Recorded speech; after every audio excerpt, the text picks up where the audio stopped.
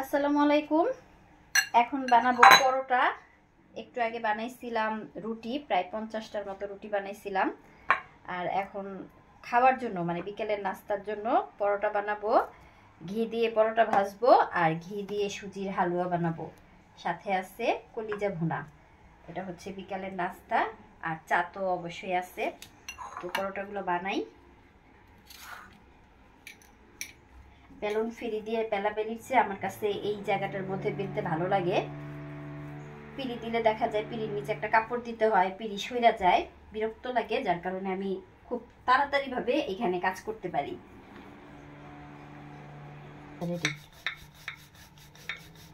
পরোটা চারকোনার আগে গোল বানাইতে হয়, তো আমি সবগুলা রুটি একসাথে গোল গোল করে তারপরে তেল দিয়ে পরোটা শেপ বানাবো। তো এগুলো আগে একসাথে করে রাখি। বেশি না, 6টা রুটি বানাইতেছি।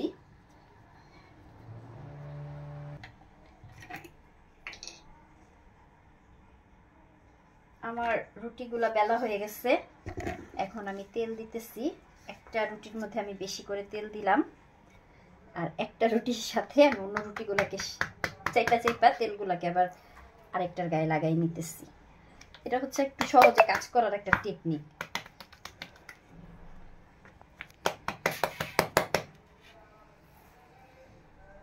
এভাবে কাজ করলে আমার কাছে একটু সহজ লাগে।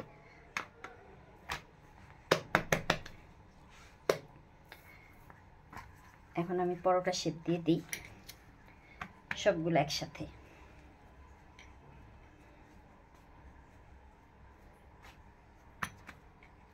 একটা একটার মধ্যে তেল দিলে বারবার তেলের বোতল খুলো, তেল দাও, কোনোটার মধ্যে বেশি পড়ে কোনোটার মধ্যে কম পড়ে। এজন্য আমি এই প্রসেসিংয়ে তাড়াতাড়ি কাজ করি, আর আমার সব কাজই হয়েছে তাড়াতাড়ি।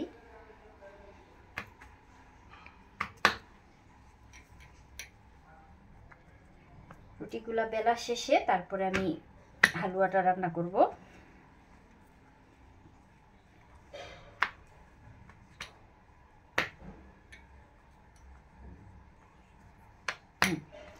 রেডি। এখন পরোটা বানাই।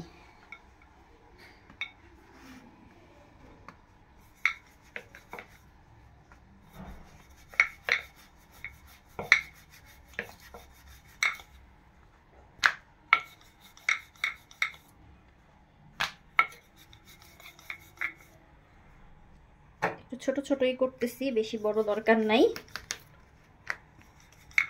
বাটির মধ্যে নিলাম। এখন ভাজবো, অবশ্য সবগুলো ভাজবো না, আপনাদের ভাইয়ের জন্য 2টা ভাজবো আর বাকি 4টা ফ্রিজে রেখে দিব। পরোটা বেলা শেষ, এখন পরোটা ভাজবো। এক চুলায় আমি ফ্রাই প্যান বসাইছি পরোটা ভাজার জন্য। এই যে আমার ফ্রাই প্যান, আর অন্য চুলায় আমি সুজিটা ভাজতেছি ঘি দিয়ে। আপনাদের ভাইয়ার আবার সুজিটা লাল করে রান্না করলে সেটা পছন্দ, দুধ দিয়ে রান্না করলে সাদা হয়ে যায়, ওই সাদাটা না, সে চায় হোটেলের যে সুজি হালুয়া ওই টাইপের। তো আমি এটার মধ্যে দুধ দিব না, একটু লাল করে ভাজবো, তারপর রান্না করব।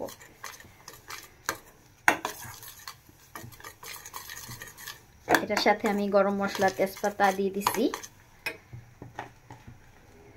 এই জন্য আমার পরোটাটা ভাইজা নিই।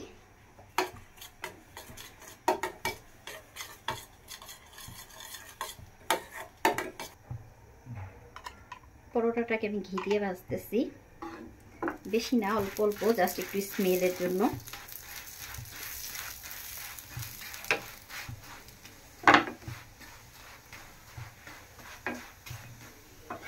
অনেক সুন্দর একটা স্মেল বের হয়েছে, যদিও ঘিটা আমি একদম কম দিতেছি, বেশি ঘি দিলে আবার একদম তেলতেলা হয়ে যাবে।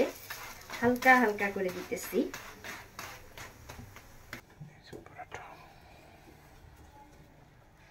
পরোটা ভাজা হয়ে গেছে, আর এদিকে সুজিটাকেও আমি একদম একটু ব্রাউন করে ভাজা নিতেছি, কারণ আপনাদের ভাইয়ার এই ব্রাউন কালার সুজিটাই পছন্দ। দুধ দিলে সাদা হয়ে যায়, দুধ দিয়ে না, এই ব্রাউন কালারের সুজি। তো ভাজা হয়ে গেছে, এখন আমি একটু চিনিও দিয়ে দিতেছি।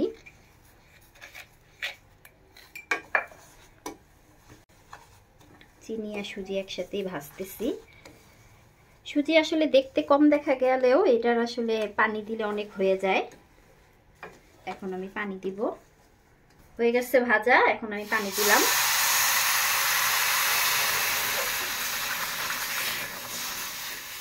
যেহেতু সুজিটা ভালো মতো ভাইজা নিছি, পানি বেশি দরকার না, আর সুজিটা খুব তাড়াতাড়ি রান্না হয়ে যায়, এটা রান্না করতে খুব বেশি টাইমও লাগে না। হালুয়াটা হয়ে গেছে, একেবারে হোটেলের যেরকম থাকে হালুয়ার চেহারা ঠিক ওই রকমই হয়েছে। এটাই আপনাদের ভাইয়া খুব পছন্দ করে, দুধ দিয়ে রান্না করলে তার ভালো লাগে না। মচমচে ঘিয়ে ভাজা পরোটা, আর অবশিষ্ট আছে আরও 4টা পরোটা, এটা আমি ফ্রোজেন করে রাখবো। আগে রান্না করা ছিল কলিজা ভুনা, এখন আমরা বিকেলে নাস্তা করব পরোটা, সুজির হালুয়া আর কলিজা ভুনা দিয়ে। ঘিয়ে ভাজা পরোটা, বলো কিছু। এই যে আমার বউ কত যত্ন করে আমার জন্য খানা বানাইছে, দর্শক আপনারা দেখছেন।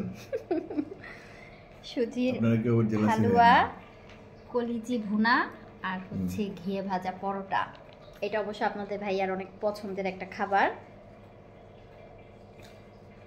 কলিজিটা দেখলে আর লোভ সামলাইতে পারে না, তখন নিয়ে আসে।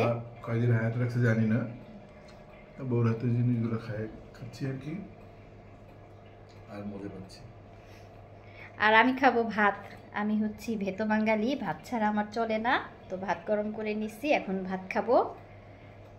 ওভেনে তরকারি গরম দিছি, সিম বিচি দিয়ে রুই মাছ রান্না করছিলাম, এই তরকারি দিয়ে চিকেন দিয়ে এখন আমি ভাত খাবো।